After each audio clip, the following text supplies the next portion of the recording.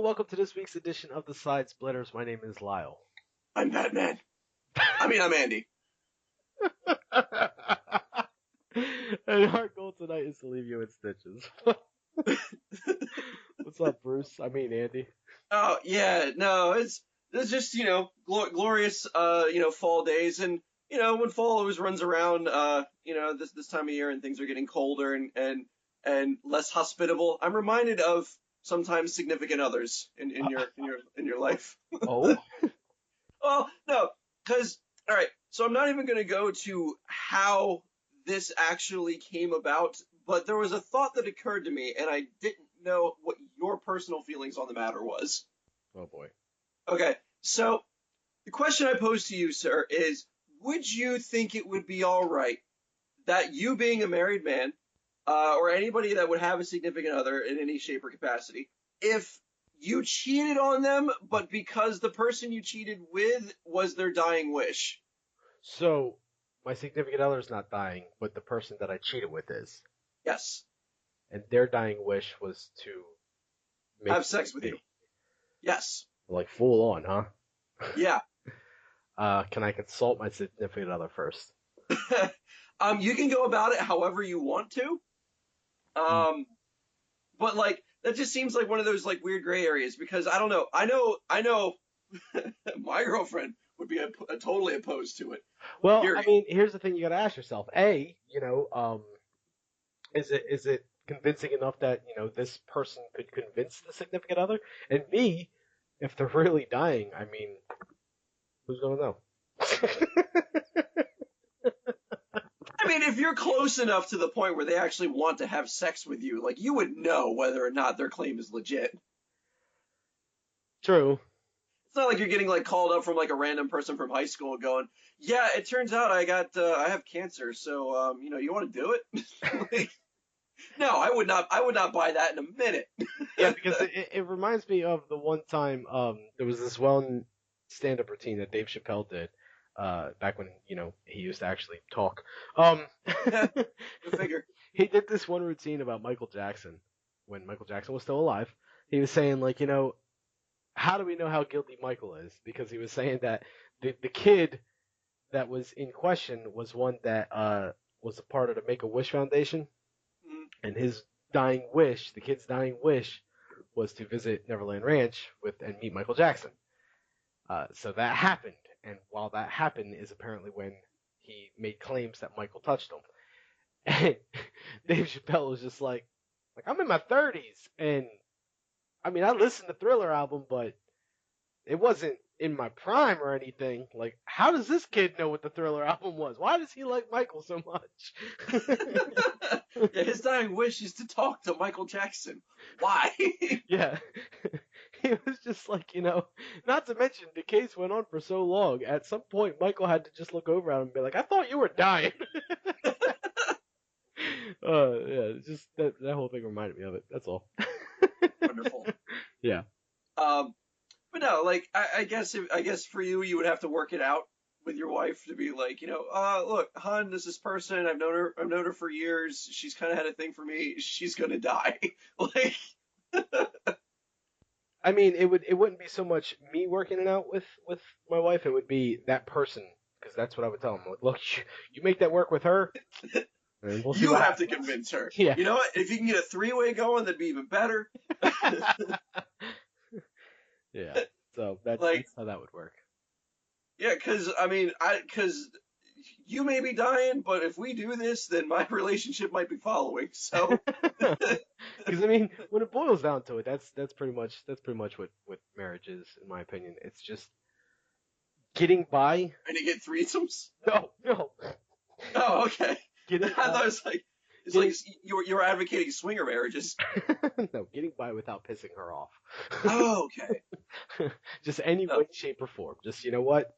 You got it. Yeah, you're right. The 95 Bulls weren't really that good. I don't know what I was thinking. You're absolutely right. That's sports terminology. I don't know why I said that. Yeah, you're right, honey. Super Mario World wasn't that big of a game. You're right. Something like that. Sorry, I had to bring it around to your terminology. Thanks. No, I appreciate you dumbing it down to my level. Thank you. Look, I'm sure a fan of the '95 Bulls out there was just like, "What the hell's a Super Mario World?" You know. So there you Now, when did that happen in relationships? I wonder. Like, where was that turn?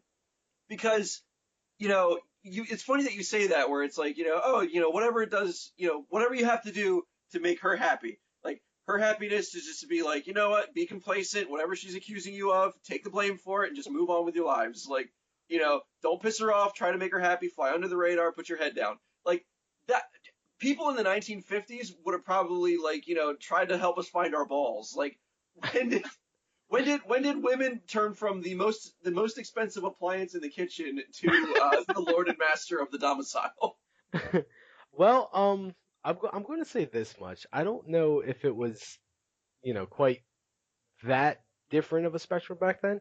Sure, there was a different spectrum. I mean, if the wife made the coffee wrong, what kind of dumbass do you have to be? It's coffee, sweetheart. Like, you can't Yeah, even make that right.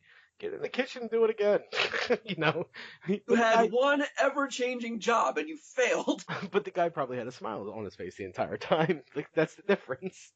True, true. Now, you also have to keep in mind how old is the term "happy wife, happy life." That's the first I've heard of it. You're kidding. No, no, not even a little. Oh, well, must have to be white. Um, Fair. All right. No, I just thought that was a weird little, like, I guess, domestic like cultural shift. I don't really know how to describe it otherwise. Like,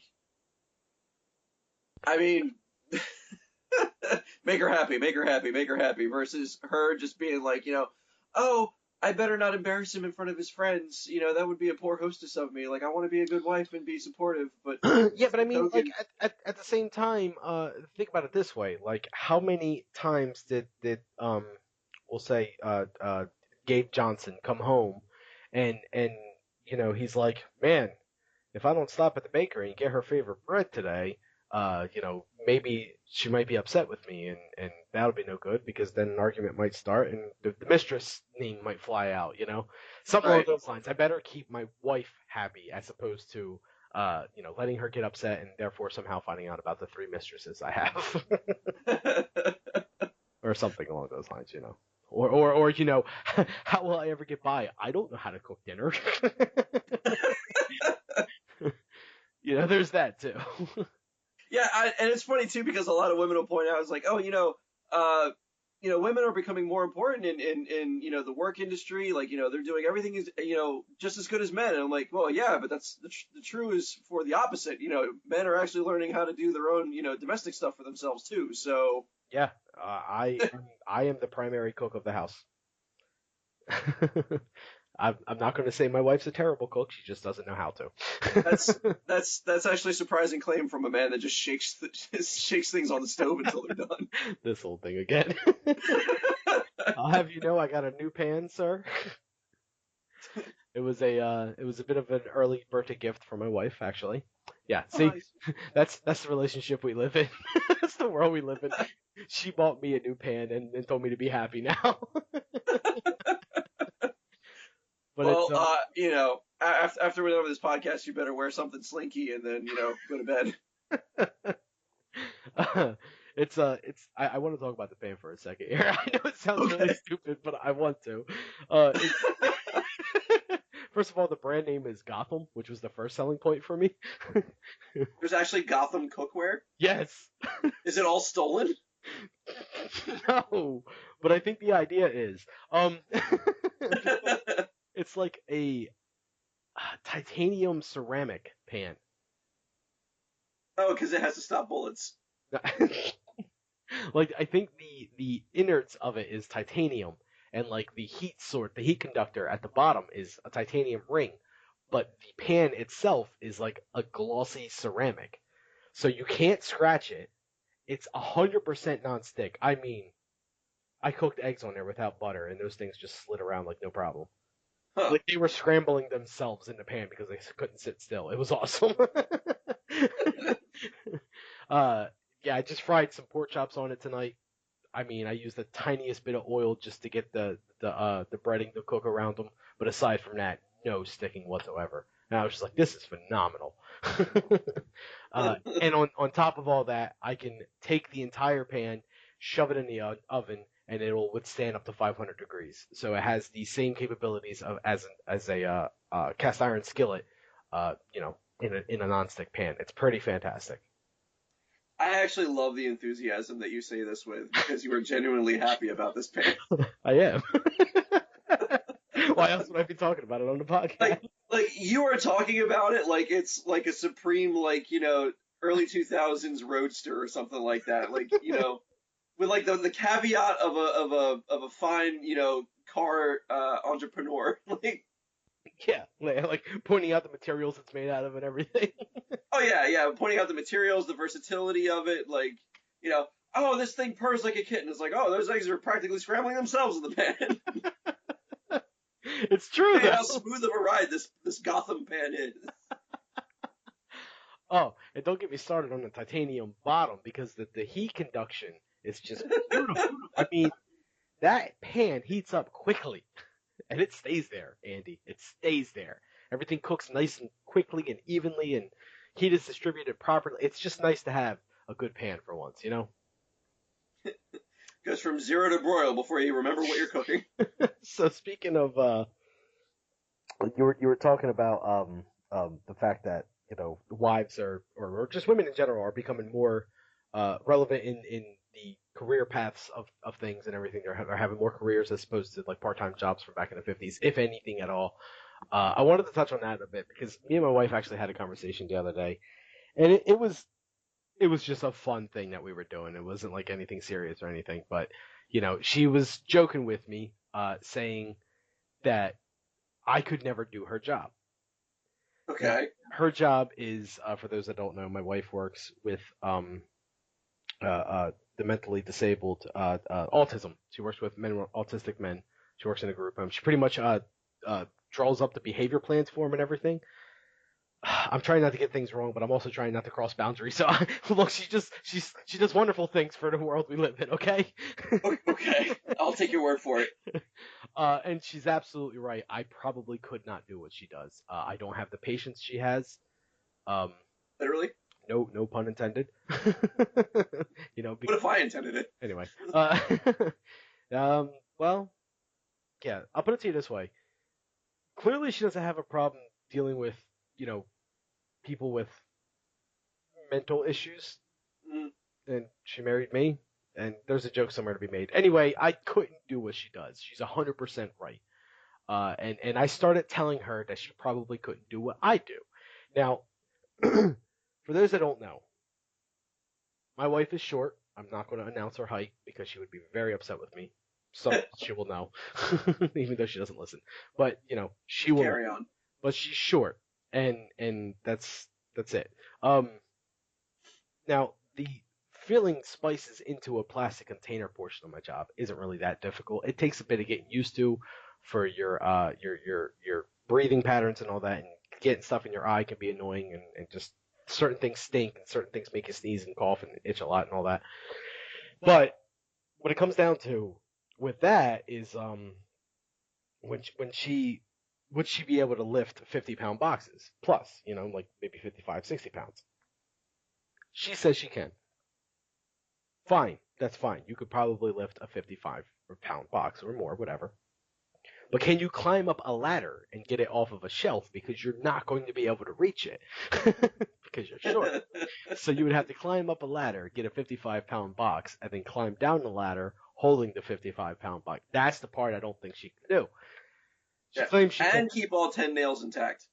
Yeah, she claims she can, and it just got me thinking. You know, how many couples out there, be it married, boyfriend, girlfriend, whatever, including yours, Andy, you and your significant other, not your couple. I know you Gotcha. have a couple that you keep in your bedroom that you control, but I'm not talking about them. How many would be able to actually swap careers or just jobs? Hmm. I mean, I know, my Carla actually does. She's a teacher's aide for behavior disorder students, and Wow, I don't like regular kids, let alone ones with behavior disorders. that's how I feel about regular adults. let alone Yeah, behavior disorders like my wife. But it's just I never realized how close our significant others' career paths were. yeah, and it's funny too because like the more and more I hear about it, the more that I know that there are plenty of women in career fields dealing with people that normal society really don't want to deal with. Yeah. And then there's the guys doing the manual labor jobs. So Which is funny I because me and you both work at a warehouse factory setting. yeah, Yeah. yeah. I Well, mean, it's funny you mention that because it also brings up the other thing. Is there such a thing still to this day as gender defined careers? yes, Give examples. Hooters waitresses. That's why I was hoping. That's why I wanted to ask you specifically that question because I knew you would give me the correct answers. Personally, I think I'm more qualified to be a Hooters waitress than some of the Hooters waitresses I have seen before. But Well, you do have a nice rack. that's what I mean. But that's neither here nor there. That's the appeal of the restaurant, though. Like, I mean, I know people are all up in arms about like, oh, in this day and age, he could be so sexist. It's like, yeah, that's the point of the restaurant. Like, that's like going to SeaWorld and demanding that they display a giraffe. Like, Yeah. no, why does it have to be sea animals? Why can't it be all animals? It's like, no, that's not the point of the establishment. It's the same thing with Hooters. Like, oh, he's only looking for, people with busty chests and it's just women. Like, yeah, because it's called Hooters. That's the appeal. I don't want a guy and I don't want a 16-year-old Taiwanese girl. Like, so, You know, I know it's like super early in the episode already, but we have already found the title for this episode. have It's going to be called All Hooters Matter. agreed, actually. It fits with a lot of the themes so far, too. No, I can't argue with it. I don't know how. Um, Yeah, but like, and there are still some like male-oriented stuff too. I mean, like the majority of the contract workers that you come across are gonna be male. Like, Sure. I mean, women could do it, yeah, technically, but that job is gonna be for guys. Let's face it. So when I was uh God, like fresh out of high school, like as a matter of fact, I had just turned 18. I was starting to find my ways into the second half of my life of jobs because I had so many at that point already. Like I don't know what it was, but for some reason my teenage years was just a plethora of different temporary jobs that I just didn't like. Hey, So I got to this one part in my life where I was just like, I enjoy being a gas attendant. And for those that don't know, New Jersey, it is the law to have someone pump your gas for you. You cannot pump your own gas. It's us and one other state that does it. I can't remember for like me what it is. Oregon. Oregon, thank you. Um, but yeah, so that's that. And a lot of you are probably thinking, oh, that's cool. It creates jobs, and I don't have to get out of my car to do it. You guys are lazy, but whatever. It creates jobs. Look, if it was up to at least me, I can't speak for everyone. I would love to pump my own gas because most of the time they take too long. They don't pay attention to what they're doing, so they'll just, set it to autofill and walk away, or set the price that it's supposed to be at and walk away. And then I'm sitting there for like 5 minutes waiting for them to stop talking with whoever they're talking with and come back and take the thing because I can't do it myself. Drives me crazy. Against the law. Yeah, it drives me crazy. Like I would love to just get out and pump my own gas and leave. When I go out of state, it's awesome. Yeah, except it's also like 10 cents more a gallon. Tomatoes. Anyway, so I was in a part of my life where I just decided to be a gas station attendant for some reason. uh, let's see. I worked at just a regular gas station for a little while, and then eventually bumped up my career path to a Wawa gas attendant. Ooh, fancy. Yeah, exactly. But the reason I bring all this up is because when I was working at the regular gas station, clearly I was the only one working there when it was my shift because it wasn't a huge one. It was like two pumps there, so I could Okay. handle it myself. When I moved to Wawa gas station attendant, um, there was several pumps and there were several people working at one time. The only time I would work by myself there was the graveyard shift, which was awesome. But Agreed. that's again neither here nor there. Like the only downside to that is I had to stock the cooler at the end of the shift, which, Oh no. yeah, I mean, yeah, exactly. Like, oh no, I had to do something because the rest of the night was just so slow. It was awesome. I did nothing. I got to play with the traction compactor and drink free coffee all night. The Um, life. yeah, and I got a 50 cent bonus an hour for working that shift. They got paid 50 cent more than everyone else. Um, so I tried to get that shift as many times as possible. That's not what I'm getting at here. What I'm getting at is back then I used to work with other people during the day at Wawa gas stations, and none of them were female. So when I go to a Wawa and get gas these days, or any gas station for that matter, and it's a female pumping my gas, I don't want to sound sexist here, but it just strikes me as odd or a rare sighting. You know, I don't have a Yeah. problem with it. I don't have a problem with it. It's just like, when did that happen? Because it wasn't just like all of a sudden there was the Harriet Tubman of gas station attendants that decided to pump gas for all of her people. It was just, one day no women were pumping gas, the next day all women were pumping gas. Like, it was weird. Yeah, I mean it's an entry level job, so I mean, you don't have to have I don't even think you have to have a GED to pump gas. So like as long as I you're don't think able so to either. count and listen, and that's all you really need to be able to do to pump gas. So I mean anybody could do it. I'm sure that if you give a gerbil a prosthetic arm, you can still do it. Um, No, and it is weird how you kind of don't really notice it. Like I've had a couple times where I've seen like a female worker at a specific spot and just kind of raise an eyebrow at it, like what really? Oh, the novelty. Like it's not really meant to be sexist. It's just like huh, Yeah, you know, not. you know, yeah, the novelty. Oh, that's great. Yeah, that's pretty much what it comes down to. It's just like, wow, not sure if I've seen that before or not. Whatever. But it works for men too. Like if I see, okay, so growing up there was this ice cream stand by me that only hired women. It wasn't a rumor. It was a fact. Like, they only hired women, which is understandable. I mean, most people that go and get their ice cream want to get their ice cream from a teenage girl for some reason. They don't want some big burly hairy guy to be like, hey, what flavor? Yeah, you know. So it was usually some teeny bop, 16, 17-year-old girl that had bubble gum that she was chewing on and just like kind of bouncing around or whatever. Anyway, yeah, so in my fantasies. that was the ice cream attendant. Um, but yeah, if I go to an ice cream stand now and for some reason there's a guy working there, the novelty, like, kind of Yeah, strikes me as, oh like yeah, huh, I'll be damned. yeah. I don't think I've seen that one before.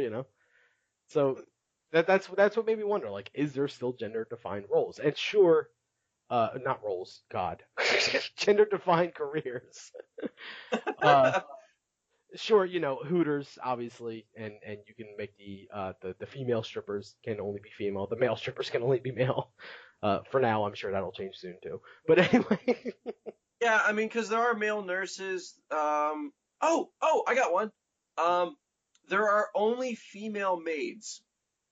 that doesn't count How does that not count? because males are just butlers.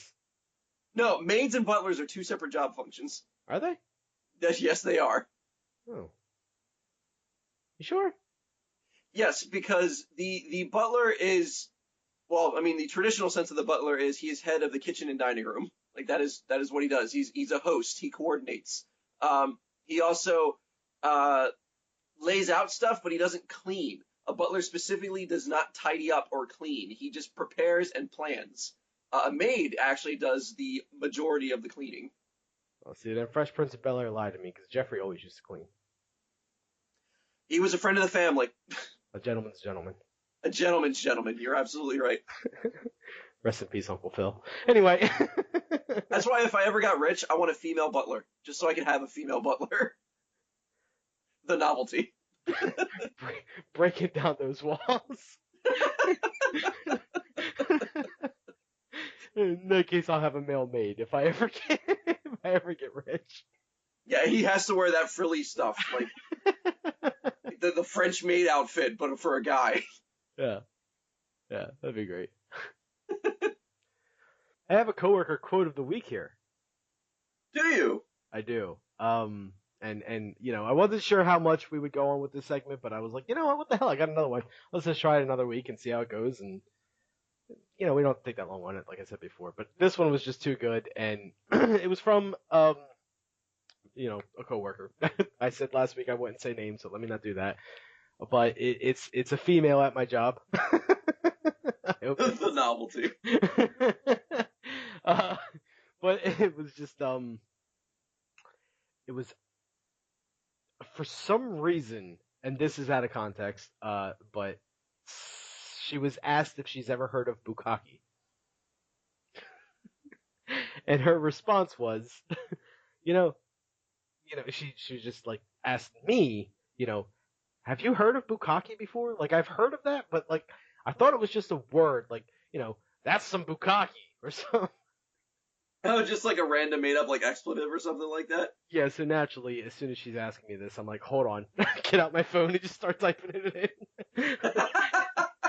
Like, yeah, that's gonna have to be said later on in the podcast. Wow, bukkake. Yeah, have you ever heard of bukkake? Like, I just thought it was something that that's some bukkake. It was just cracking me up. So I was like, yeah, that's that. Yeah, that's what I got.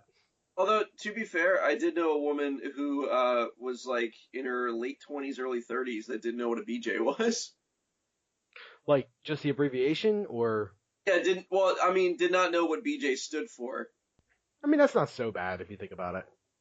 I don't know, man. Like, the circles I travel in, like, you kind of knew what that was at 3.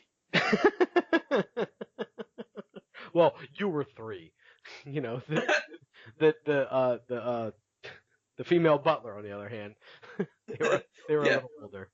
yeah. I was 3. The BJ was like, my uncle who was at the time 34. So, of course I knew what a BJ was. I mean, I guess I opened that door. That's Yes, five. yes, you did. You can't put the genie back in the bottle, Lyle. But yeah, I mean, maybe she just wasn't one for abbreviations and just, didn't care to be lazy and be like, oh, well, if I'm going to say the whole word. Why would I pronounce the same amount of syllables and abbreviate a word? I'm not saving anyone's time. I'm not saving my breath. What's the point? I know some sheltered people, man. I Like, mean, I'm sure if you called it a beej, that's one way to shorten it. But BJ, blowjob, same amount of syllables, same amount of breath. Like, it's not necessary. I can see how she didn't know it. now see, you would have to know the person like I do, but I think they wouldn't even know that either. Eh. Nah, no, it happens. It happens. People live some sheltered lives, and there's just stuff that they best left not knowing, or their parents were just really, really good at like hiding them from vulgarity, which really doesn't pan out in the long run. But whatever. No, it doesn't. But I mean, bukkake's not that. You can take this out of context all you want. Bukkake's not that common. I mean, it's not. I will take it exactly as you've given it to me. It's not. Yeah, you take this bukkake. It's not too like off-settling to hear that someone's never heard of it. It's like, oh, well, clearly that person's not the same internet nerd that I am. Clearly not. No. And obviously their websites are a little more classier than the websites that us bukkake knowers go to. Right. Let's get out of this.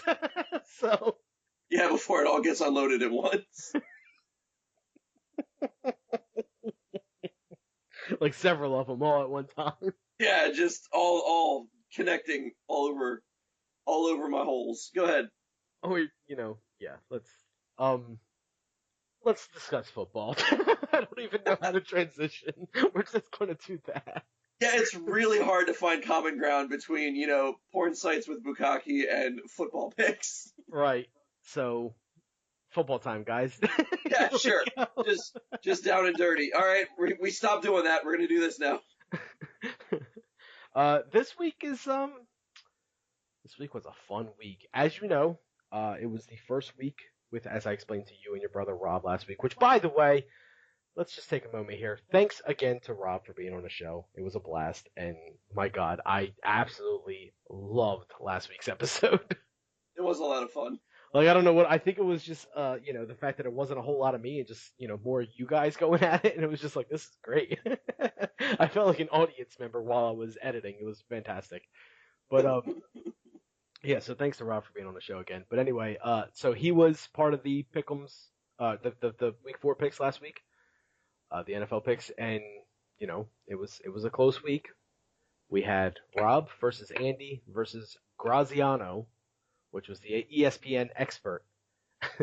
Not the medical condition. Not to medical condition. To prove once and for all exactly how good Rob or his brother could be, being that, Rob knew a little about football. Andy, the, so-called master, knew nothing about football, other than the Eagles always lose, and they had a bye week this week, so he couldn't even base anything off of that theory. So, without further ado, let's get right into it. One thing that I noticed was last week we did not go over who won and lost their games the week prior. So let me not skip past that again, just in case. I'm going to go over that again. It did throw me off, I'm not going to lie. I can see that. First game up was the Bengals and the Dolphins. That was the Thursday night game. Rob picked the Bengals, Graziano picked the Bengals, Andy picked the Dolphins. The Dolphins lost. Oh. So that's one. The next game is the Colts versus the Jaguars. Rob and Andy went with the Jaguars for some godforsaken reason, and Graziano went with the Colts because that was the right move to do, or at least it should have been, but the Colts lost, and Rob and Andy were right. And I have a little thing here. I didn't point this out last week. I was doing the whole, this team at this team. Every year, the NFL has been, for the past couple of years now, the NFL has been playing a game in London, and this was the London game, was the Jaguars and Colts for this year. So, forgot to mention it last week and thought I'd throw it out there this week. So, yeah. Weird. All right. Yeah, it is kind of weird, but believe it or not, there are some fans of the NFL in London, which, you would not think so because they hear football and they go, "Oi, that's the thing you kick the ball around." That's my English accent. I'm not going to do it again. Let's move on. Texans and Titans is the next game I got. All three of you guys picked the Texans. The Texans won. Browns versus Redskins. For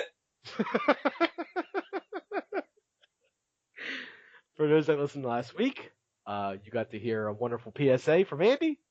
Yeah, I had to apologize pretty badly for that one. That was fun. Wow. Just know that I have the original footage of that still saved on my computer. We'll probably release that one day when the heat dies down. When the heat dies down and when, possibly we can find a way to make money off of it. So, Rob and Andy picked the Browns. Graziano picked the Redskins. Now, here's the fun thing about this. The Browns were winning this game, and the Redskins came back with, no time left and won. And I was no, I was cheering for the Browns because, you see, the Redskins are in the same division as the Giants, so I want them to lose. This way the Giants can excel easier. But, so be it. Anyway, let's move on. Jets and Seahawks. The Jets were picked by Rob. Andy and Graziano both picked the Seahawks. Seahawks won. Yay! Patriots and Bills. The Patriots were 3-0 going into this game. You picked the Patriots, Rob picked the Patriots, Graziano picked the Patriots. The Patriots got not only their first loss, but they got shut out by the Bills. 16 Shut out? Yeah, 16-0. 0. They had a third-string quarterback last game. Yeah, I mean, that's terrible. That's why they got shut out, Andy. Yeah, but, they... Oh, never mind. But the important part is this week is Brady's first week back. I want to bring that up to you for when you're picking your picks this week, because it is the first week Tom Brady, which I'm sure you know the name of. He was in Family Guy before. Yeah, that's the only reason I know the name. He is returning, and you do not want to piss off Brady, and he's already pissed off because he missed the first 4 games of his, job. And he's I'll get so mad he'll deflate more balls. I got some bold predictions for that game. I'm gonna get into that later when you are picking them. Anyway, Okay. um, next up we have the Panthers and the Falcons. Now, this is the game, as you guys might remember from last week, that I was the only. This is the only game that I decided to pick a team on. I said this is going to be my upset pick of the week because everyone was going with the Panthers, including Rob and Graziano, the expert. I said the Falcons are going to win that. That is my upset pick of the week. Andy, for whatever reason Andy picks teams for, also said the Falcons are going to win. Me and Andy were right. The Falcons did indeed win, and yeah, Real advantage. yeah, aerial advantage, right? Next one, Ravens and Raiders. Speaking of aerial advantage, the Ravens lost. Andy and Rob both picked the Ravens, and the Raiders won. Graziano picked the Raiders. Okay, Oh, Lions I'm and sure of the Ravens on that one. so was most of the rest of America because the Ravens were 3-0, the Raiders were not. So, but apparently Graziano didn't think so, and he Wait, was. how close was the game? Oh, it was close. It was 28-27. You're fucking kidding me. I am not. All I right, well, the last second determined that game. all right. I want it as a moral victory. Fair enough. Next up, we have the Lions versus the Bears. Now, the Bears went into this game completely shit. They lost every game so far. They were 0-3. Rob picked them because he likes the Saturday Night Live skit, and that is the only reason. Andy picked the Lions for whatever reason. He picks teams. Graziano picked the Lions because obvious reasons. The Lions lost to the Bears. Wow. So Rob got that one. Next up, we had the Buccaneers and the Broncos. Again, Buccaneers, terrible team. Broncos, Super Bowl winning, great team. Andy and Graziano picked the Broncos. Rob picked the Buccaneers. Broncos won. Yay! Hey, Broncos. Rams and Cardinals, same thing. Rams, they're a wishy-washy team. Cardinals, they're supposed to be good. Andy and Graziano picked the Cardinals. It's almost like you knew what you were doing this week. I swear. It's like you knew what you were doing, and Rob was doing what you do because Rob picked the Rams, and the Rams won. Huh. Next game, Saints Chargers. Theoretically, Chargers should have won. You and Graziano picked Chargers. Rob picked Saints. Saints won. Huh. Cowboys and whoever they played. You guys all picked the Cowboys. Oh, 49ers. All three of you picked the Cowboys. Cowboys won. Yeah, natural enemy of the 49ers. Obviously. Steelers and Chiefs. You were the only one to pick the Chiefs on that one. And while I was hoping for you, the final score was 43-14. The Steelers won that one. Yeah, I'll say. Jeez. Yeah, anyway, so the Chargers and Saints, by the way, just to go back a second, was also only off by 1 point. Saints at 35, Chargers at 34. Again, last second victory. Rams and Cardinals. Rams and Cardinals, 17-13. Only one touchdown, less than a touchdown away. A lot of these games were close. Titans and Texans, one score away. Colts and Jaguars, 3-point difference. Lions and Bears, 3-point difference. Like a lot of them were, a lot of them were close. Like it was crazy. But anyway, let's wrap things up here. So the Steelers were picked by both Rob and Graziano. They won. The Chiefs lost. That was Andy. And then finally, the Monday night game, the Giants and Vikings. The Vikings won. Well, we're not going to talk about that one. All three of you guys picked the Vikings for whatever reason. Yep. So that brings us to the statistics. Rob and Graziano finished with 8 wins last week. Andy suffering from his first loss this year at 6 wins. Had to happen eventually. It had to happen eventually. And I am personally saying it's because I didn't say the winners and losers of the week prior. So this week things are going to be different. We are going to talk about it. We just announced who won those games. So now we're good. that was terrible. But yeah, that's Yeah, because I don't do any of this research on my own. Like, I only find out about the games when you tell me what happens. Because I do not cover football. right. So this week is going to be week 5, and the first thing you have to do is pick an expert that you're going against this week. I will read you the names, and we can go from there. Okay? We have Bowen, Kaplan, Graziano, Jaworski, Joyner. Jaworski, is that Ron Jaworski? That is, in fact, Ron Jaworski, yes. Okay, I once made him a sandwich, so I want his opinion. You're kidding. No, I used to work at the Stone Harbor Wawa in New Jersey, and there was a day that he came in to the Stone Harbor Wawa, and I remember my deli manager was all aflutter because, she was like, you know who that is? I'm like, no, I don't know who that is. So, like, the guy orders his sandwich. He doesn't use a touchscreen. He talks to me directly. And, I'm thinking to myself, like, dude, there's a touchscreen. Like, use the fucking touchscreen. All right, whatever. You know, so I made him a sandwich and I gave it to him, and, he did like a salute with the sandwich, like, thanks, sport, or something like that. And I'm like, okay. And, that was Ron Jaworski. And I'm like, who? And he's like, it's Ron Jaworski. I'm like, you say that like it's supposed to be important. It's like he played football. Let me stop you right there. There's no H in his name. It's Jaworski. Never. I'm thinking of a Jaworski. That's how I remembered his name. That only more validates your story. So, yeah, apparently I made him a sandwich and did not know it was him. Neat. Yeah. So I want his opinion. Yeah, that's great. Okay. All right. I am going to put next to him ESPN quote expert end quotes because he in fact was once an Eagle. Therefore, I do not respect his opinion. I spit in his sandwich, and he got violently ill that night. Let's start with the Arizona Cardinals at the San Francisco 49ers. What do you got? Honestly, Cardinals are kind of a small bird. So, I mean, whereas the Falcons and stuff are birds of prey, Cardinals really don't have that vicious streak in them. And 49ers actually end up dealing with canaries a lot when in their mining operations, so they know how to handle small birds. I'm going to give that to the 49ers. Okay, 49ers already off to a great start. Okay, next up we have New England. I was a clam chowder. New England Patriots at Cleveland Browns. Oh, so it's the Patriots versus the Browns. Uh-huh. Oh, this is so hard. Is it? Oh, it really is. How do I phrase this without having to not make another apology announcement? Because you know what my dilemma is here, right? You have the red, white, and blue, red, white, and blue versus the brown. I don't. Oh, there's so many things I could do with this that are so inappropriate.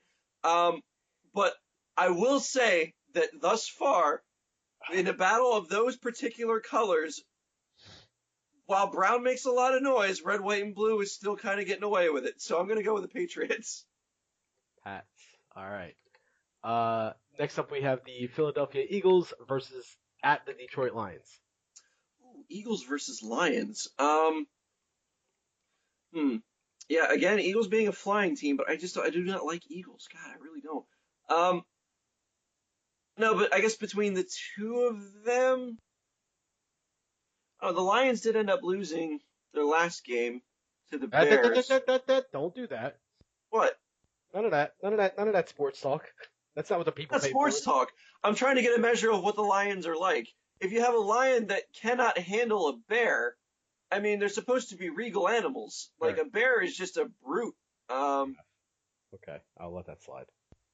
Yeah, like that's the whole reason for trying to find out what happened in the previous games is because I want to get a measure of, sure, it's a jet. What type of jet is it? Right, Sure, right. it's a dolphin. What kind of dolphin? So, I'm like, all right, so if that is Sure, the measure, it's a brown. What kind of brown? yeah, what kind of brown? Oh God. Go ahead. Lions and Eagles. What you got? Yeah, so between the Lions and Eagles, like if the Lion had a hard time dealing with the Bears and they're up against Eagles, oh, you know what? I think the Eagles might have pity for them. No, yeah, I don't think the Lion has good enough spine. It's probably one of those Madagascar Ben Stiller Lions. I'm gonna go with the Eagles. It pains me to say that too. I mean, I'm going with the Lions, but that my opinion doesn't matter or anything. So next up is the Chicago Bears at the Indianapolis Colts. Bears versus the Colts. Okay, so yeah, the Colts are still a little kind of brash. Usually kind of speedy on their feet. But you punch a brick wall 100 times in a row before the brick wall can react. It's still a fucking brick wall. So I'm gonna actually say that the Bears are gonna have the advantage on this one. Bears. Yeah, Colts are speedy, but they can't do any real damage. I'm gonna say that the Bears are just gonna push through it. All right. Next up, we have the Tennessee Titans at the Miami Dolphins. Why is that funny? No, just the image of Titans squaring up against Dolphins is Oh just my god. it's just hilarious for me. At least it's hilarious for someone. No, yeah, it's hard for me to think of the Dolphins even standing a chance in this matchup. Because like Titans for going to carnival games will probably get a little baggy with the Dolphin in it as a prize. Um, I don't I don't I don't really see the Dolphins doing much in that game. I'm gonna say the Titans. Okay, Titans. Next up, we have the Washington Redskins at the Baltimore Ravens. Redskins and Ravens. Most of the like I can't see them going head to head. Those are mostly two things that play nice well like together.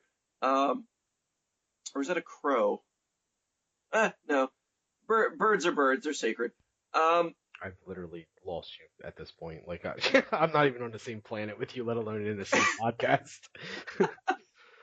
well, Redskins. They're very spiritual, animalistic. Kind of attuned with nature, sort of thing. Um, they kind of work hand in hand. So like trying to decide a victor between the two. Um, Okay. yeah, no, I'm actually no, well, I guess in a symbiotic relationship, the Redskin has the upper hand because they call all the shots. So I'm gonna go with the Redskins on that one. Redskins. All right. Interesting. Next up, we have the Houston Texans at the Minnesota Vikings. Texans and Vikings. Hmm. Um. While I do appreciate the Texans being able to handle like large things, Vikings don't care if you've been there, done that. They've also been there, done that, raped it, burnt it to the ground, and then took all the spoils for themselves. Um, I'm actually gonna say that the Vikings are gonna win that one. Vikings. All right. Next up, we have the New York Jets versus the Pittsburgh Steelers. Well, I mean, Steelers technically make jets, like, I mean, or at least they contribute to the alloys that make up the jet. I would assume that they would have the inside knowledge on all the weaknesses and pressure points and what have you, What have you? and what have you. So, a jet is an impressive piece of machinery, but if you know the ins and outs and literally the blueprints of said machine, it can't really hold any surprises for you. So I'm going to say the Steelers on that one. Steelers. All right. Next up, we have the Atlanta Falcons versus the Denver Broncos. Falcons and Broncos. Ooh, both are. This actually is a pretty close one here. Both of them are pretty hot-headed, wild a bit. Hmm. Although Falcon is more of a natural hunter than a Bronco is. Bronco just kind of like is stubborn to a fault. I'm gonna give that one to the Falcons. Okay. Falcons. Next up, we have the Cincinnati Bengals at the Dallas Cowboys. Hmm. Um, Cowboys are used to dealing with bulls, Broncos, and to a lesser extent clowns. So I don't think that they will like their fancy ropings and spurs will do anything to impress a tiger. Um, Although that would be fun to see, having a bucking tiger, but cats don't play that game. They'd rather just maul the guy and be done with it. I'm going to say the Bengals on that one. Bengals. I just noticed something. Don't ask me why, but I made an error. Andy, in fact, had 7 wins. Rob and Graziano last week had 9 wins. That's all. Okay. Next up, we have the Buffalo Bills at. Well, the only reason I say that is because I can actually see last week's records for the experts, and Graziano was right next to Jaworski, and I looked over and seen 9-6, and I'm like, wait a minute, no, he only had 8 wins. I count it. Oh wait, I counted before the Monday night game. That makes sense. Anyway, so next up we have the Buffalo Bills at the Los Angeles Rams. Bills and Rams. Hmm. Uh, Buffalo Bills. From what I understand, if we're going with the right Buffalo Bill, it's been in areas that deal with worse things than Rams. I mean, Rams are kind of tame in comparison. I mean, the guy rode tornadoes. Um, so I don't think that the Rams are actually going to be too big of a surprise for the Bills. Hmm. And he did not give two shits about Patriots. So I am actually going. I'm going to say that they're on a bit of a wild streak, and they might calm down after this game, but they're going to ride high on that win and beat the Rams. Spoken like a true NFL fan. Next up, we have the San Diego Chargers at the Oakland Raiders. I was hoping for this matchup. Okay, Okay. Can't wait. so Chargers and Raiders. So Chargers are very headlong, stubborn to a fault, dive into any situation without looking back. Raiders are just for sacking, and that is it. Unlike Vikings, there's no purpose to it. They just do it for the sake of doing it. I think they just get their jollies off on it. Are you trying to say that their defense is good and they get a lot of quarterback sacks? No, no. I mean, they like to pillage without any kind of repercussions or consequence or even purpose, really. Just clarify. Yeah, no. This is it. This is it. Actually, like football talk. So, given that those two, it's kind of like the unstoppable force meets the immovable object. Both of them are really, really good at what they do, and what they do is go straight ahead without looking back.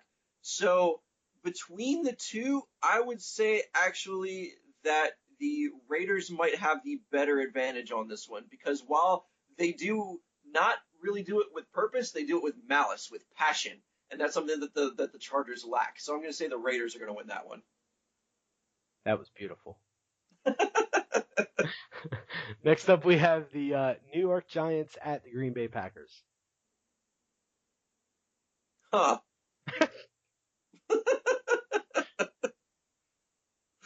Oh man, I bet when a Packer sees a Giant, there's just more to love. Um,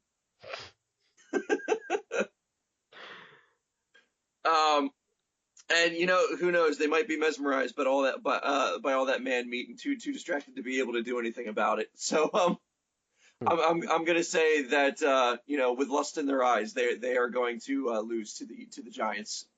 Going with the Giants. Yes. All right, all right. Last but not least, we have the Tampa Bay Buccaneers at the Carolina Panthers. Ooh, Buccaneers and Panthers. Um, I love the Buccaneers. I really do. I love when they swash and buckle. Um, and they're a tenacious team. I'll give them that. But tenacity only gets you so far with a large jungle cat. Um, so I'm gonna say that. Wait, who's going where? Who's at where? They are at the Carolina Panthers. Oh, sir, they're at the Panthers. Yes. Yeah, no, I would say that if the Buccaneers are stupid enough to make landing and actually get past the beach and into the jungle, they are in for a rude awakening. The Panthers are going to win that one. If it was the other way around, it wouldn't be the case. But if they're at the Panthers, then yes, the Panthers win. Okay. uh, just gonna run down Jaworski's picks real quick. And I'm gonna throw a couple comments here and there and on there. So he's taking Cardinals over to 49ers, Patriots over to Browns. Obviously, Tom Brady's first game back. It's the Cleveland Browns. Here's my bold prediction for this game. I'm going to put it in my notes right here. Either one of two things is going to happen this game, and this might not mean anything to you, Andy, but either Tom Brady is going to throw for 400 plus yards. He's going to have 400 or more passing yards, or he's breaking the touchdown record with 8 touchdowns in one game. That's my bold claim. Okay. Yeah, I know that means nothing to you, but Yeah, I mean, how big is a football field? 100 yards. So he's going to pass 4 football fields. Gotcha. Yeah, well, I mean that's a big deal.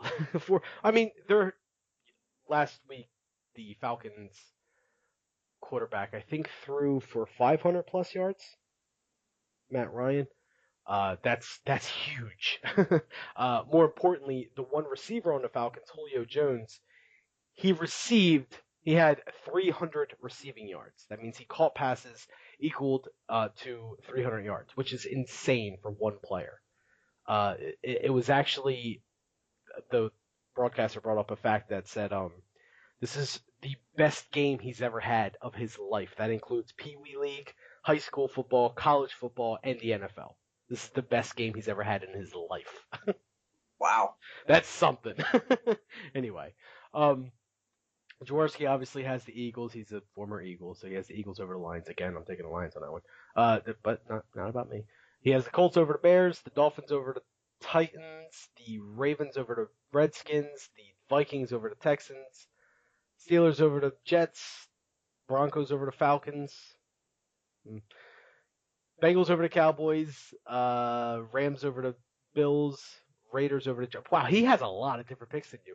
Raiders over the Chargers, Packers over the Giants, and the Panthers over the Buccaneers. We will see how this goes. Yeah, that ought to be fun. 2, 3, 4, 5, 6, 7 different picks you guys have. 7 games that you guys have different picks on, I should say. But yeah, let me see. One thing I do like to do with this, even though I'm not picking teams anymore, I still like to pick my upset for the week. Let me see if I can sniff it out. I am not considering the Giants beating the Packers an upset, even though most people will. No, that's my team. That's not an upset for me. Sorry. But I will say. No, I did that last week. I'm not going to do that again. You know what? I think I'm gonna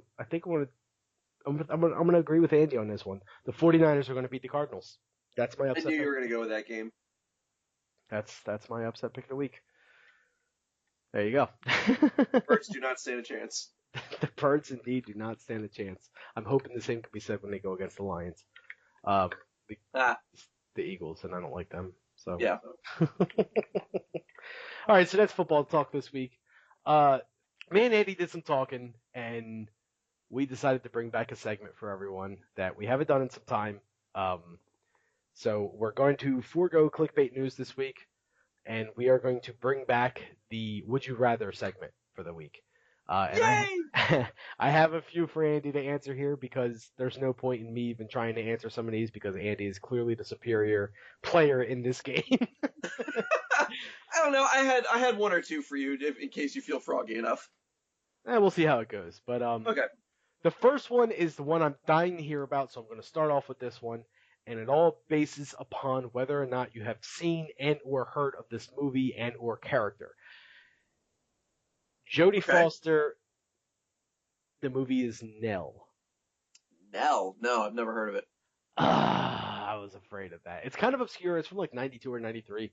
It's a movie where like Jodie Foster plays a character that was raised extremely sheltered, like to the point that she didn't know anything about the outside world. Like didn't even know kind of ironic, actually. Didn't even know how to speak English or anything like that. Like she had her own language. Huh.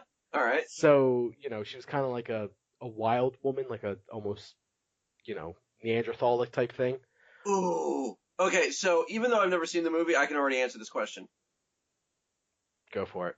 Okay, so Jodie Foster, while she is hot on her own level, she really is though. It is made 10 times better if she doesn't know any better.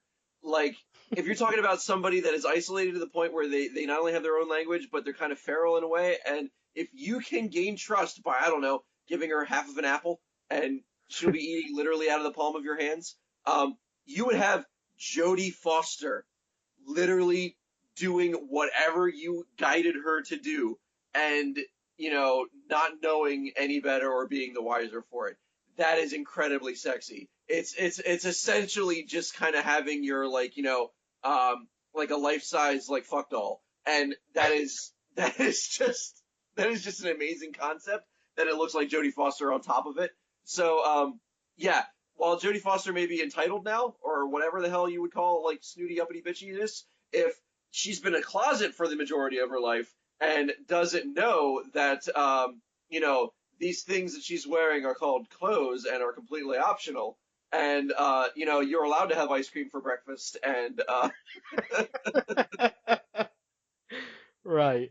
I need her to suck a fart out of my butt. Either way, like, I love that she's too naive to know any better, and I can just have that done.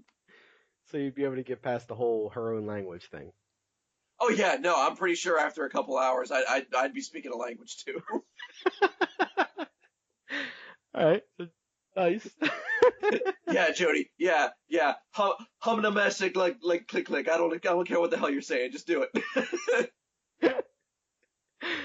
I'll put Fantastic. peanut butter on this for you. Go to town. You treat her like a dog. A sexy dog. Right. Wow. All right. The next one is we're gonna do a couple of guys in a row here. Maybe I don't know. I might switch it up. The order I have is like woman, guy, guy, guy, guy, guy, woman, woman. Wow, trying to see how adventurous I am, huh? Only because the Charlie Sheen and the Mel Gibson arguments last time were just. Uh, Mm. But anyway, so was the what was it, Nicole Richie? oh yeah. Yeah, so that one was good too. So I was like, I still gotta include women. Again, what's the word we used earlier? Oh, Novelty. the novelty. Novelty. Yeah. Okay. Next up, I have someone a bit near and dear to me and Andy here.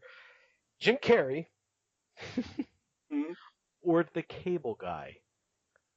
Ooh. It actually took me a few minutes to say which one I wanted to go with on Jim Carrey because I was like, Ace Ventura would be too easy for me and him. Me and Andy are very fond of them movies. Then you had like Me, Myself, and Irene, which was a whole different fun ball game. But I was like, you know what, Cable Guy. Yeah, actually, that is a good one because honestly, I was waiting for you to say any other character because I would have been all over, it, even if it was the Grinch. Um, Oh, I and, mean, and Fire Marshal Bill was another one I was considering. But go ahead. oh, Yeah, yeah, no, actually, the Cable Guy was a really good example for this particular game, and I'll tell you why.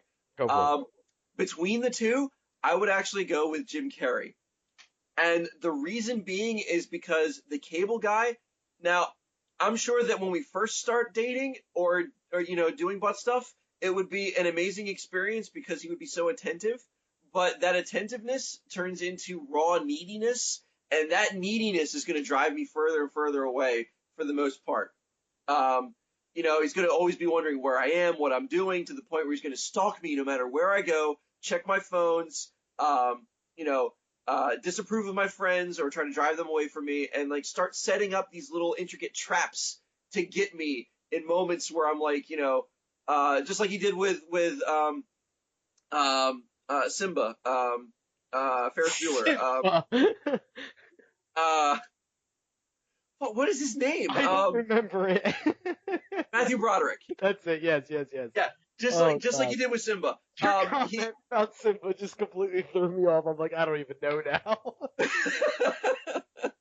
Oh, go ahead. yeah.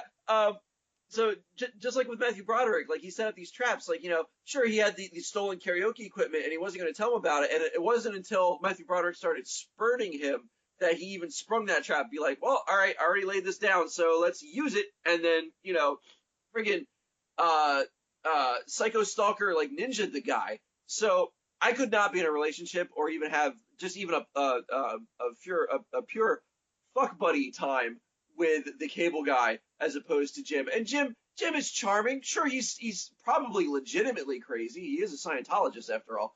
Um, And he's also been having some issues lately, like as far as people questioning his sanity because of the whole, when he was in Kick-Ass 2, they started to promote that movie, and then all of a sudden he was way up in arms about gun rights and all that, and like, all of a sudden he was just super anti-violence, and like, I'm not even going to promote this movie anymore because it promotes violence so much. And not to mention recently his I believe it was either his longtime girlfriend or even wife committed suicide, like within the last year or two. yeah. So he's Jim got is some not. shit. He does have some shit. I'm gonna actually like if I'm picturing a Jim Carrey that I would want to be in a relationship with, it wouldn't be current Jim Carrey. It would actually probably be Jim Carrey from like The Majestic. Oh no, Like no, no, no, no, no, no. It has to be current. has to be current. That's the point of this game. Still, I mean, still, even with like the Cable Guy has way more flaws Okay. than Jim Carrey himself does. Plus, I feel that I could reach Jim. I couldn't reach the Cable Guy. The damage is already done. I could fix Jim. Oh, that's wonderful. So Jim Carrey and And it would be a journey. It would be a journey that we would both love. a journey. A journey. Like he would try to be Fork when we spooned, but I'll break him of that. I'll at least get a spork out of him. Why, why do we always refer to relationships as journeys? Because they are. I mean, honestly, adventure, quest, embargo. No, always a journey. yeah, because honestly, a journey is one of those things where like you never find yourself wanting to go on a journey. You went on a quest, you have purpose. On a mission, you have purpose. A journey is something that you're stuck with. Now, I know that sounds weird from a relationship standpoint. Hear me out. Uh-huh. Because when you go on a journey, you don't know all the details. When you go on a mission, you know there's a certain level of surprise, but you know what's going to go down.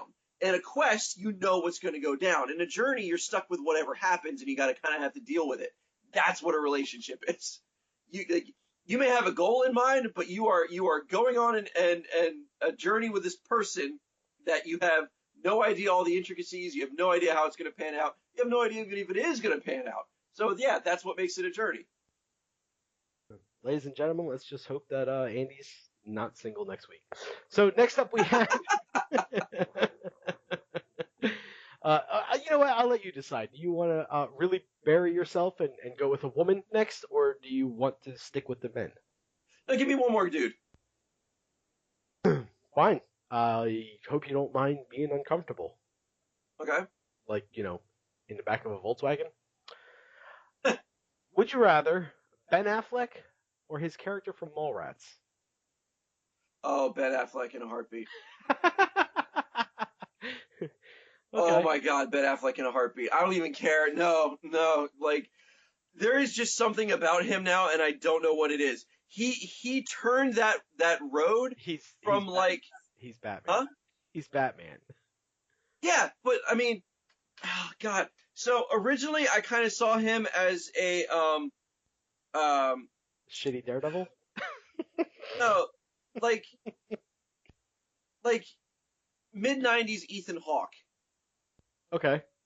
Like it was that kind of like bro douchebag kind of like oh he's trying to be a ladies man, but he's just so arrogant and so full of himself that like it doesn't really come off that way. He just be like you should be lucky to love me, like one of those attitudes. Yeah, I totally see that. And at the same time, he also had that like he didn't convey a sense of intelligence either. So not only was he arrogant, but he was stupid. And he somehow turned the corner from being, mid-90s Ethan Hawke to like James Bond Sean Connery. Like there's a sense of age to him and sophistication. And sure, there's gruffness there, there's around the edges, but that tells a story that he's been there and he's done that. And that's not something to be sneered at. That's something to be like, awed by.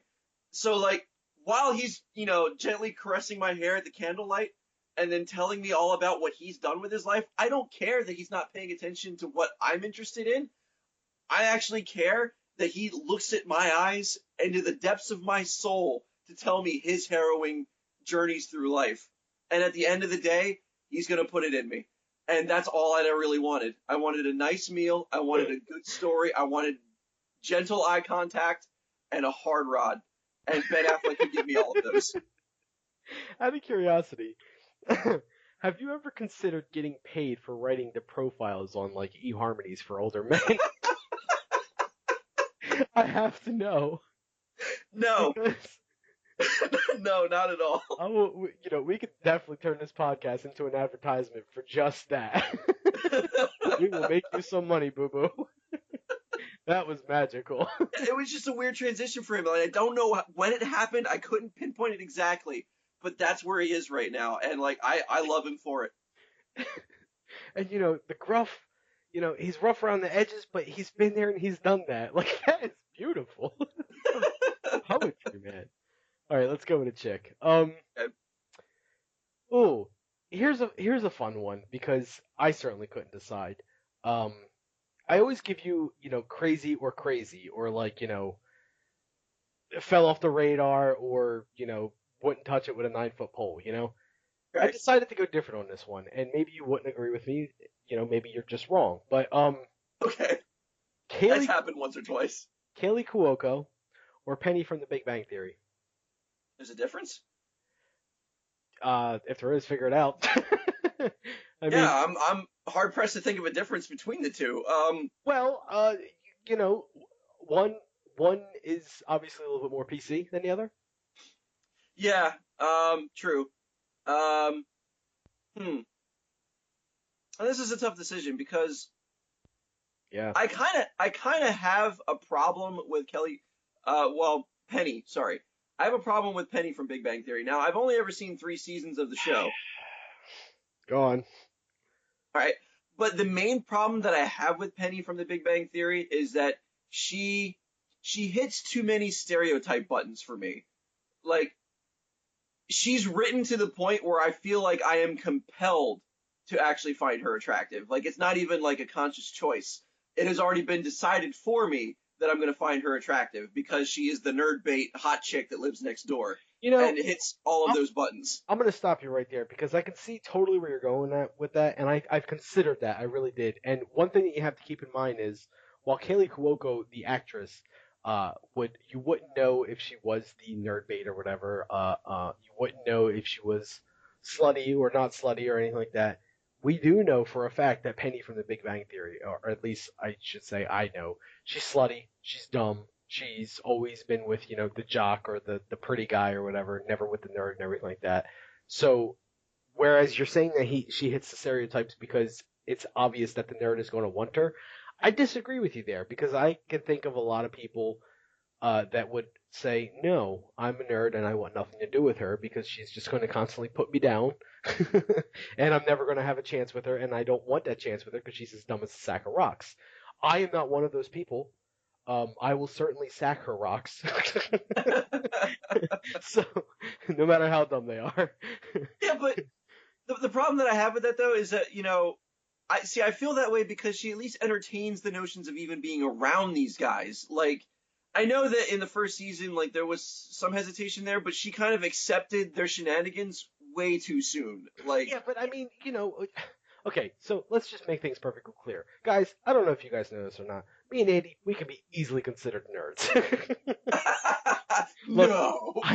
I know that the audience is just completely appalled and shocked, but it's true, all right? We like certain things that could be considered nerdy. Don't know if you know. Yeah, we do nerd out with our turds out. Right. Nice callback.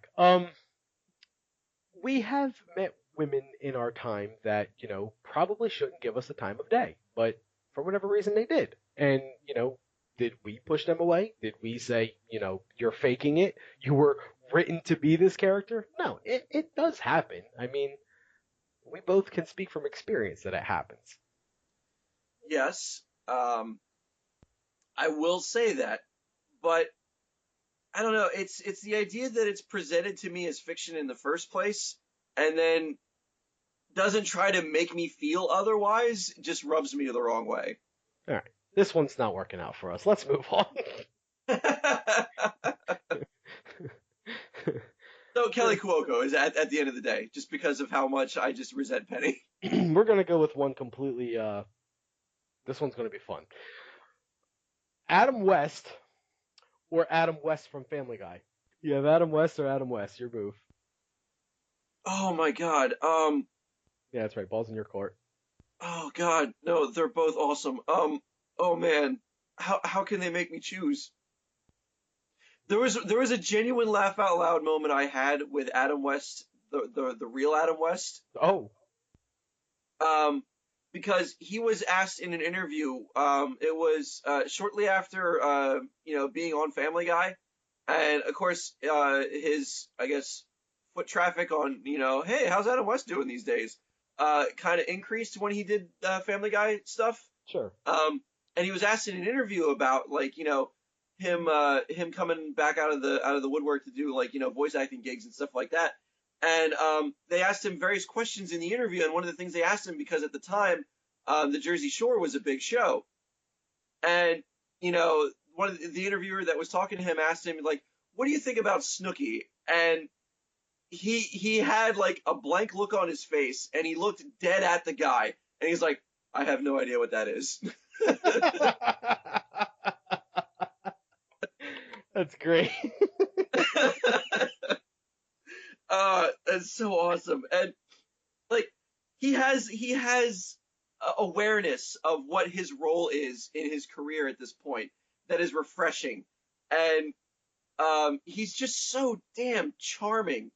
Um, and Adam West, like Mayor West from Family Guy, is also like he's kind of crazy, but he's like he's like a childlike innocence crazy. Like it's lovable to a fault. And while it may frustrate me from time to time, I would still have my day brightened no matter what I was going through with whatever shenanigans he was doing, whether it be tucking an egg into the milk the egg carton at night in the fridge to kiss it goodnight, to trying to put guns on a bike, that way we could share the bike lane at the park to ourselves and no one would dare cross us. Like that kind of idiotic charm to it that I can't ignore. Like that would be just so nice. Can I point something out for a second here? Yeah.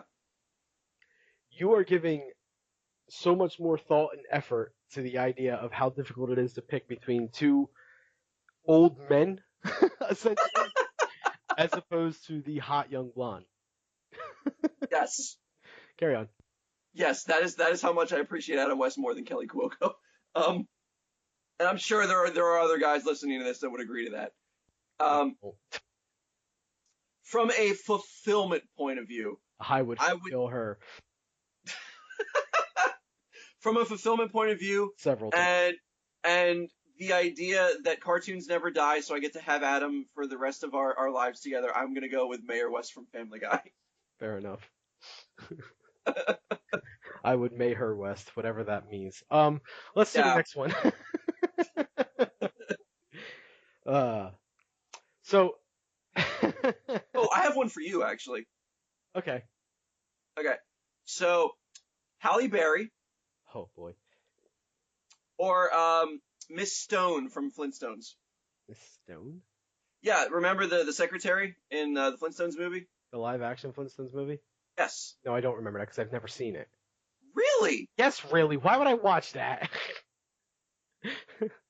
Wow. It looked disturbing to me. Honestly, that was the hottest Halle Berry ever looked to me. I mean, she didn't look bad as Catwoman, aside from the fact that the movie, all right. was the movie. All right. Well, I know one you've definitely seen. So Halle Berry or Storm from X-Men? All right. Okay. Like Halle Berry now? Of course, that's the point of the game. Right. My own rule. Your words, Lyle. We're gonna get some Google images of her real quick here. Oh. You shallow bastard. Well, I mean, I want an accurate depiction. Nothing shallow about it. I think that's fair. I would fuck a cartoon Adam West, and you're looking up pictures of Halle Berry. You declined to give an answer easily to Kaylee Cuoco or Penny from The Big Bang Theory, who is essentially the same person. They are essentially the same, but the differences between the two are apparent. All right. Either way, yeah, I'm looking up pictures. So, all right, you look up them pictures. Whereas Storm would be the obvious choice for most nerds, as we have discussed earlier, we are in fact nerds. There's a few issues I see with that. Okay.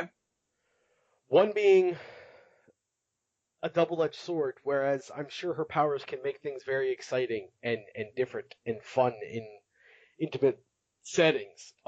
Temperature control. Yeah, sure. I mean, what better way to make things hot, right? Anyway, I can hath no fury like a woman's scorn, except for when you're talking about a mutant woman, in which case you're really screwed. So, look, True. I screw up way too much. Ask my wife. Like, I just do. And it's not major things. Sometimes it's little things. But sometimes the little things just drive you so crazy that, you just want to say, God, you're an idiot. Why did I marry a 12-year-old?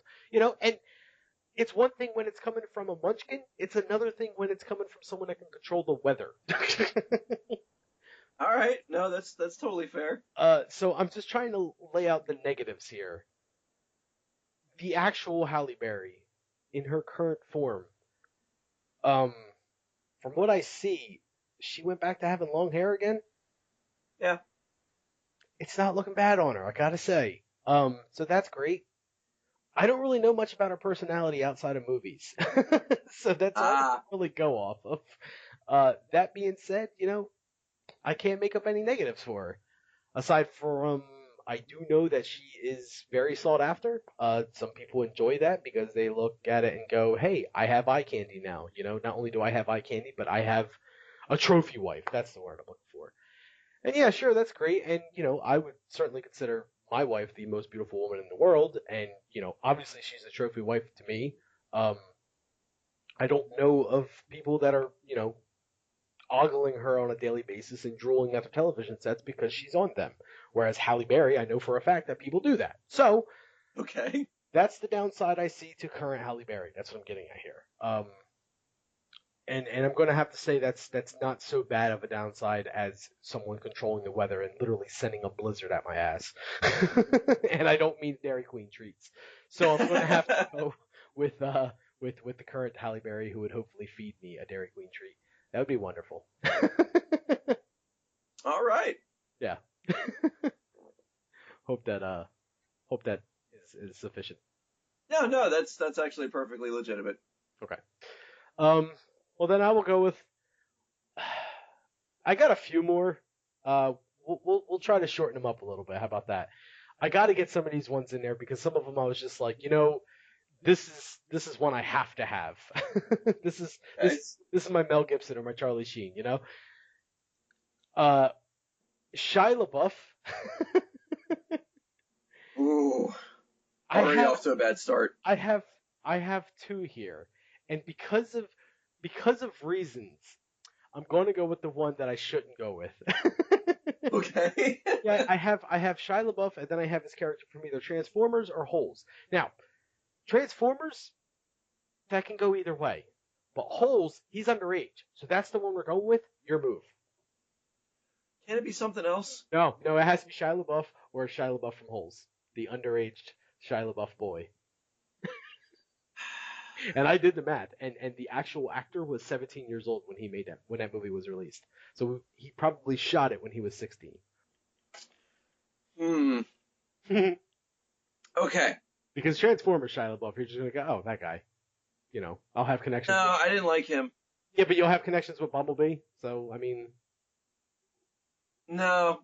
either way, it might have been a little bit more enticing than the actual Shia LaBeouf. Yeah, because honestly, the only Shia LaBeouf that I would even consider acceptable is the one from Constantine. I haven't seen that movie in forever, and I didn't realize that was him. And when I was looking into this, I was like, Shia LaBeouf movie, Shia LaBeouf was Constantine, what? And I was like, wow. Yeah. Yeah. So Yeah. No, I thought he was endearing in that. I didn't think that, to say that one because I was like, there's no way, but go ahead. Yeah, I kind of wish it was a choice between him and regular Shia LaBeouf than the one from Holes. Yeah, well, it's not. The one from Holes. Go on. All right, so I love how it's just the one from Holes too. You can't even give me a character name. I can't think of the character to be honest. I don't know the name. All right, so I am gonna go with actual Shia LaBeouf, and okay, this is why. The underage thing is not a problem. It legitimately is not a problem. All right. Because honestly, you can read a body, and the body will tell you when it's ready to have sex. And 17-year-old Shia is no stranger to lovemaking. I assure you.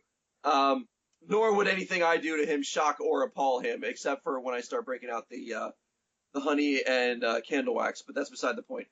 I don't want to break him at that early of an age. I would waste his crazy potential. Now, for actual Shia LaBeouf, this is a much different level of crazy than either Charlie Sheen or Mel Gibson. Shia LaBeouf, as a lover, what he is going to do for you is that he is first going to reflect all of the stuff in the relationship on him. He does like attention. And the problem is that he doesn't care if it's good or bad attention. He just likes attention. So it's going to be hard to get used to at first, because what you're going to have to do is you're going to have to deal with a little bit of smug arrogance. But as long as you give him, you can get away with being like the prima donna slut in front of him.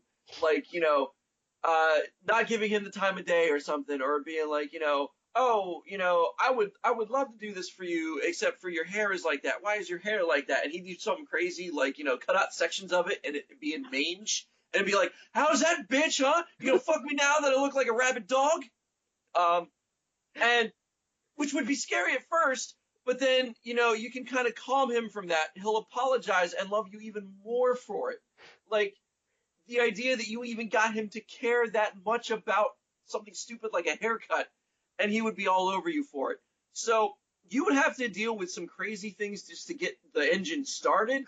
But once that engine is going, you are along for a hell of a ride. And he wouldn't do anything to spur you because he wants that attention so bad. Like, you've already shown that you can give it to him. So he is just going to be drinking it down. And sure, he's gonna be doing it through a loud, crazy straw, but he's gonna be coming back to the fountain for a refill every time. So I think just with how he can be manipulated and how secure he can make you feel, I'm gonna go with Shia LaBeouf. Once again, eHarmony writer. I'm saying you should really be paid for this stuff. All right, that was great. I'm going to save this one that I have, but there is one last women one that I have that I want to give you. Okay. This one's kind of fun. It's a little different than anything we've done before, as it's not an actress in particularly. It's two different characters that two different actresses played. The fun thing is there's a theme between the two of them. You're going to see what it is in a second here. Okay. Beatrix Kiddo from Kill Bill, the protagonist, Uma Okay. Thurman's character. The Bride. Right, yes, the bride. Or Black Widow, Scarlett Johansson's Black Widow from the Avengers. Two femme fatales. That is true. Both of them can kill you right in the middle of orgasm. And without a second thought, too. Oh yeah, not a damn thought about it.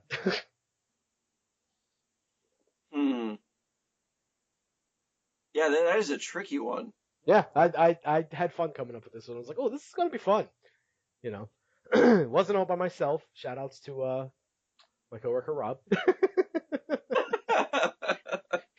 he mentioned Scarlett Johansson, and I was like, oh yeah, what else does she play other than Black Widow? And he made some, he mentioned some movies, and I was like, I'm gonna go in a different route with this one. I think it could be fun, and that's when I came up with Kill Bill. So yeah. Okay. So between the characters, so the Bride, I do like Uma Thurman in it. She's not like a drop dead gorgeous heartthrob in it, but she had a certain sense of purpose and confidence and badassery that kind of made her very appealing in that role. Yep. She had a huge sense of dedication. When that bitch wanted vengeance, she wanted vengeance, and she would cut a bloody swath to get to it. So I do admire her level of dedication. I would think that if we were in a relationship, as long as she wasn't already in the middle of doing something else, we would be pretty well set together. But I think that as long as she had a goal in mind or somebody to kill, I would always play second fiddle. Whereas Scarlett Johansson's Black Widow, Miss Romanoff, Natasha. Miss Romanoff got me rubbing off. I tell you that. Uh, she she loves her work. She does it for the thrill. She has like a tragic past. She's really looking for somebody else that's kind of damaged that she can share that with, which is why the very awkward love relationship with her and Hulk in Avengers 2 was kind of there. Spoiler. Whatever. Um, People can get over that. I'm not a Facebook news feed, all right? Who cares if they learn something new from me? Heathens. um, so I think while she does like her work is more of a hobby. She doesn't really have this sense of dedication to it. She really just wants to lead a normal, quiet life. She envied Hawkeye for being able to pull that off. Um, so I think if I were to get in a relationship with her over the bride, she would definitely be more attentive to my needs instead of being independent from what I care about. Um, Plus, it is Scarlett Johansson. She has a thing that she doesn't want to do, like a topless scene in a movie. That's like a thing with her. She doesn't want to show off more of her body than she has to, which would make it all the more sweeter if I could bed Miss Romanoff. that I'd be able to get a nice private glimpse. It'd be a special thing that me and her share, as well as seeing what kinky things we could do with her like electrolyzed taser gauntlet. Because I mean, if the mood hits us just right, I can bite on this here, electrocute that there, and it's just fireworks for the rest of the night. And I can do it in a helicarrier, which would be fucking amazing as long as it's not crashing into the ocean. And as long as a black man with an eye patch isn't watching. Yes. Although honestly, if Samuel L. Jackson was watching, he'd probably give me a thumbs up and be like, "Yeah." I'm sure there'd be an F word somewhere in there. Oh yeah, it'd probably be like, "Fuck yeah." Yeah. Although it is Nick Fury, Samuel L. Jackson, so never mind. He would just yell a lot. Yeah, and then complain that it's a conspiracy theory the entire time that I was meant to fuck her. Hail Hydra. Spoilers. Spurn one dick, two more take its place. Hail Hydra. Yeah, no, definitely gonna go with Miss Romanoff. I think I would have a lot of fun with that. That's wonderful. Well, that's all I have here. I got one for you. Oh, you got one more? Okay, all right, cool. I've one more for you, just to see where you're at here. Right. Dwayne "The Rock" Johnson. Right. Or the Scorpion King. Ooh. Now, here is the thing with that. I have seen The Mummy Returns, was it? That the Scorpion King technically first made its appearance? Yes. It wasn't Dwayne "The Rock" Johnson, but it was in fact the Scorpion King. I have not seen the movie. It was actually Dwayne "The Rock" Johnson. It was like CGI though or something, right? Yeah, but he had a flashback scene in the beginning of the movie that was him. Oh, okay. Yeah, but okay, so that's what I know based off of him. I have not seen the Scorpion King movie itself. Okay. I owned the soundtrack for some reason though. But anyway. Soundtrack. Godsmack was on it. It was a great soundtrack. Oh, Godsmack was on it, and an up and coming band that was destined for great things that I thought called Flaw. Yeah, everyone remembers those guys, right? Yeah, me neither. Yeah, multiple Grammy nominated. Yeah. Okay, so now when you say Dwayne "The Rock" Johnson, are we talking his wrestling personality or his No. Oh. No, the actor himself. If it was his wrestling personality, I would have just said The Rock. Fair enough. Well, okay, fair enough. Because that would have been an easy decision.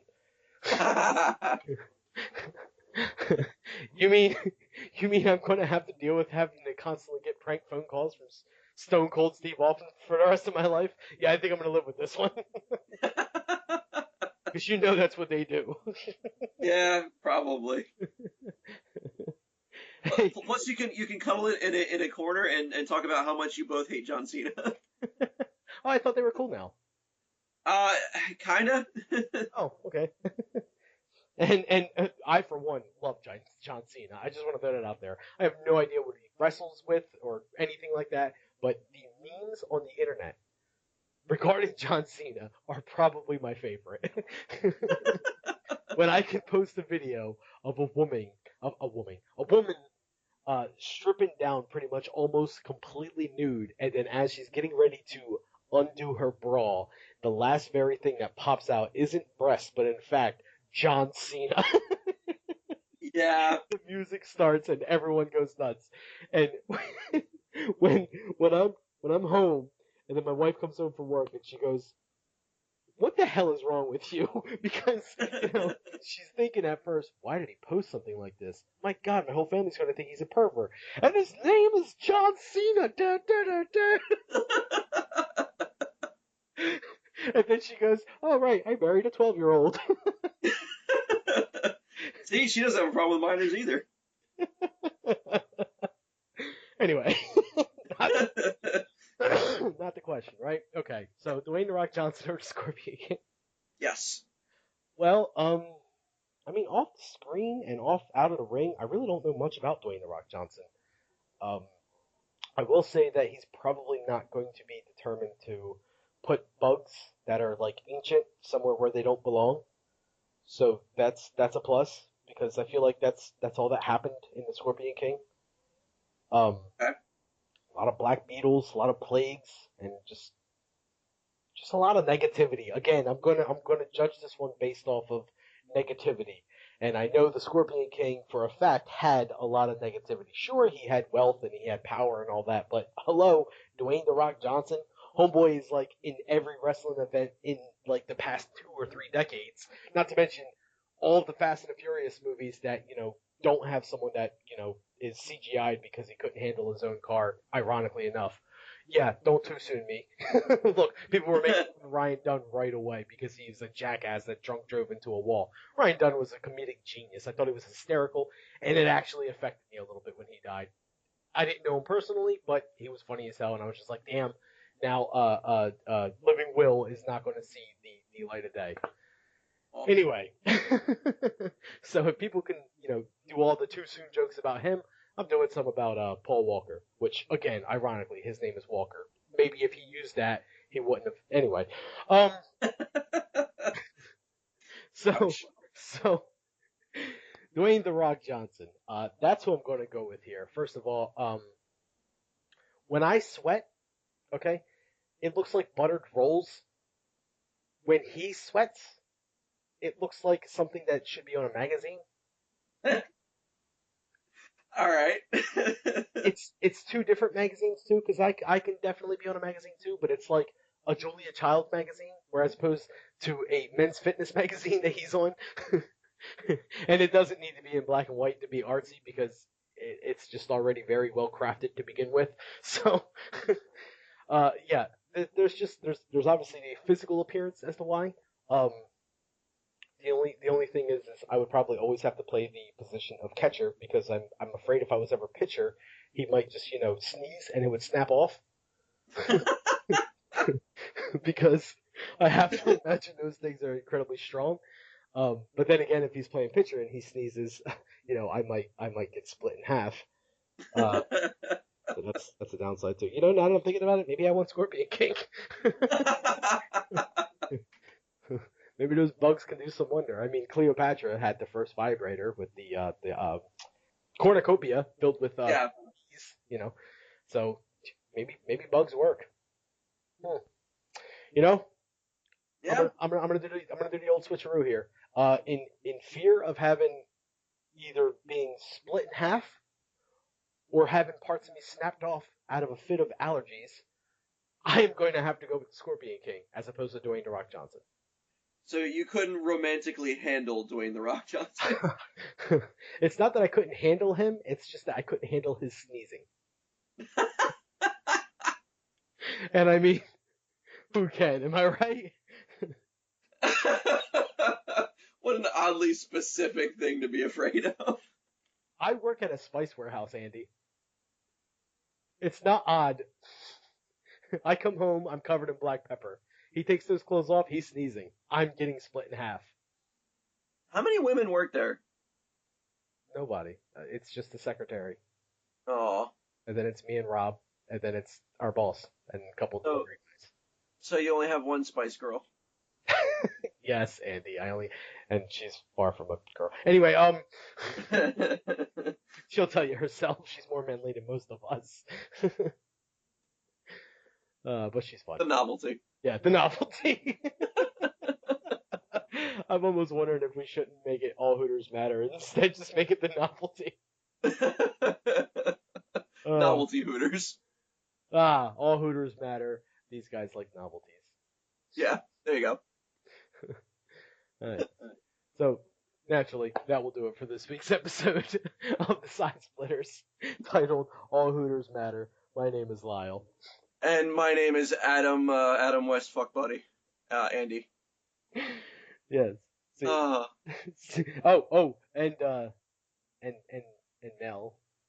And, you know. oh, Nell. Oh, I'll show you. I'll show you how to swallow.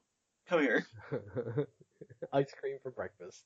Ice cream for breakfast. You've been a good little peanut licker. See you next week, guys. Bye.